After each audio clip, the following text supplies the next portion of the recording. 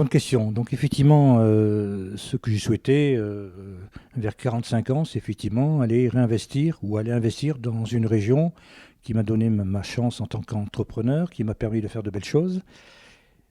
Donc une envie de pouvoir investir sur la région, puis en même temps de pouvoir investir dans une société qui travaille sur le développement durable. Et donc je m'étais fixé comme objectif d'acheter d'abord des forêts pour effectivement y participer à ce vaste mouvement qui est effectivement de dire bah, sauvons un petit peu la planète.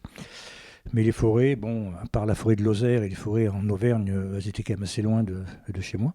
Et donc, avec ma femme, on s'est, donc on s'est remis sur, enfin, on s'est mis sur la recherche de domaines viticoles, parce que ça façonne aussi le paysage de la région qui nous entourait.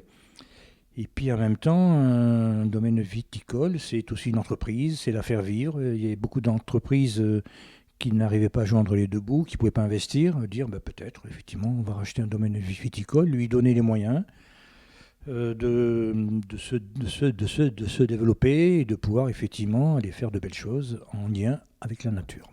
Comment l'avez-vous trouvé Alors, cette exploitation?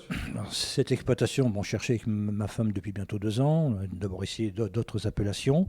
Et puis on a creusé effectivement un spécialiste de la commercialisation de vignes qui nous a rabattu sur ce domaine-là. Mais ce domaine n'était pas vraiment vendeur. Donc le propriétaire se cherchait encore un petit peu. Est-ce que je garde, est-ce que je vends? Il n'habitait pas sur place. Il a habité en Belgique. Et donc, ben, on a bâti, avec mon épouse, on a bâti un plan de développement qu'on lui a proposé 6 mois après, et sur lequel il a dit banco, mais il faut effectivement que vous avanciez encore dans votre projet. Moi, je suis d'accord sur le principe de vous vendre, mais approfondissez un petit peu votre plan de développement. Ce que je veux, moi, c'est que ce domaine perdure, que vous gardiez l'équipe, et puis que vous l'aidiez à se développer dans le développement durable, qui était quand même effectivement une demande assez forte des collaborateurs, des salariés de Château-Larocque. À Château-Larocque, donc on a acheté en 2015. Château Fontanet, c'était la propriété de notre directeur technique qui avait créé ce domaine il y a quelques années et qui ne souhaitait pas le développer tout seul, parce que d'abord c'est un petit domaine, bien qu'il fasse une trentaine d'hectares, il n'y a que 5 hectares de vignes. Et donc, il nous a proposé de racheter ce domaine et puis de le développer avec les mêmes gammes que ce qu'on faisait sur Château-le-Roc. Donc, on lui a racheté ce domaine en 2019. Château Fontanet, c'est un domaine un petit peu à part, d'abord parce que le terroir n'est pas tout à fait le même. Le végétal est très différent aussi. La façon comment dire, de le développer chaque année est très différent aussi. Les cultures sont différentes, on utilise beaucoup le cheval, c'est un sol vraiment aussi très très particulier, très très pierreux. Des végétaux, des cépages qui ne sont pas les mêmes que sur Château-Larocque. Et donc il nous a paru que ce domaine pouvait s'inscrire à côté de Château-Larocque avec une différenciation qui est assez poussée. Et puis en même temps être un complément qualitatif de Château-Larocque. Chacun des domaines gardera donc son indépendance. Donc ça c'est important. Voilà.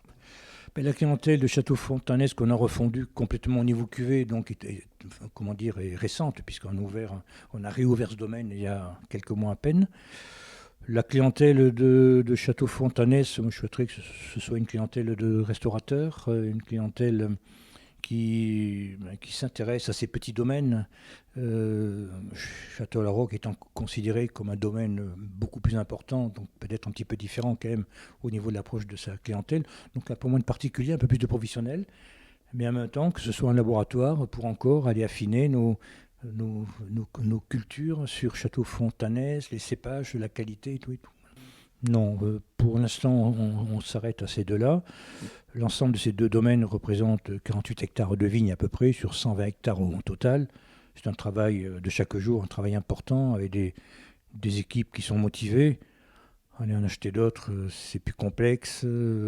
Puis bon, ce sera peut-être aussi la place aux jeunes pour la suite. Voilà. C'est parfait.